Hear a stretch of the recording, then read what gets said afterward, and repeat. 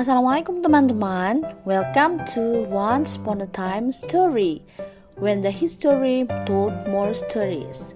Hari ini story apa lagi ya yang akan kita bahas? Tanpa berlama-lama, let's go to the video. Meskipun lahir dan besar di Indonesia, banyak dari kita yang tidak tahu asal nama negara kita tercinta ini. Pasti kalau ditanya, kebanyakan dari kalian menjawabnya Soekarno kan yang ngasih nama Indonesia.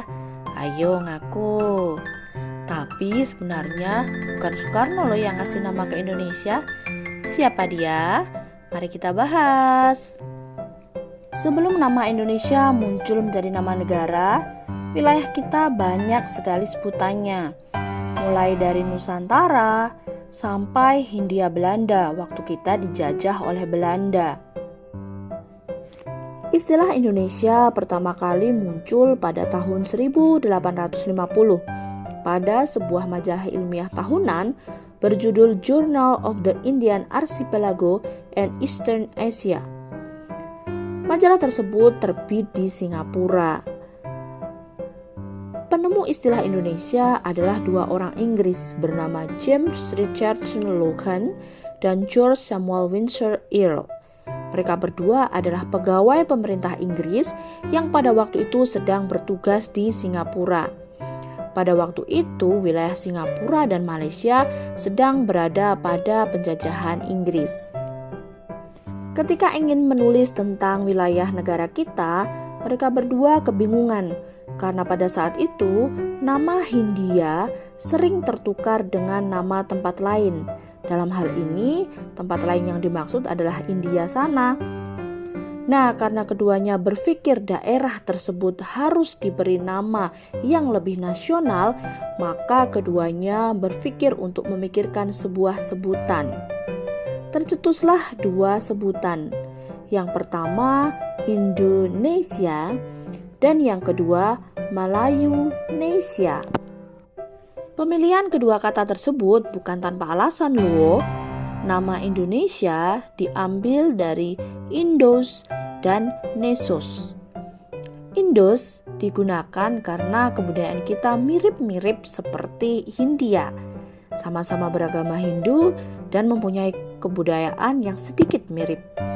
Sedangkan Nesos artinya adalah kepulauan. Ya, karena negara kita ini berbentuk kepulauan. Sedangkan Malayunesia berasal dari kata Melayu dan Nesos. Melayu artinya kita adalah suku Melayu dan Nesos artinya adalah kepulauan. Setelah mereka berdua berunding, dipilihlah nama Indonesia yang dicetuskan oleh James Richardson Logan sebagai sebutan untuk wilayah kita. Karena dianggap nama itu lebih ear-catching atau lebih mudah diingat. Setelah nama Indonesia disebutkan dalam jurnal tersebut kemudian dibaca oleh pelajar-pelajar Indonesia yang sedang belajar di luar negeri, khususnya di Belanda. Mereka pada waktu itu antusias karena akhirnya ada nama yang sesuai dengan negara mereka tanpa campur tangan dari pihak penjajah Belanda.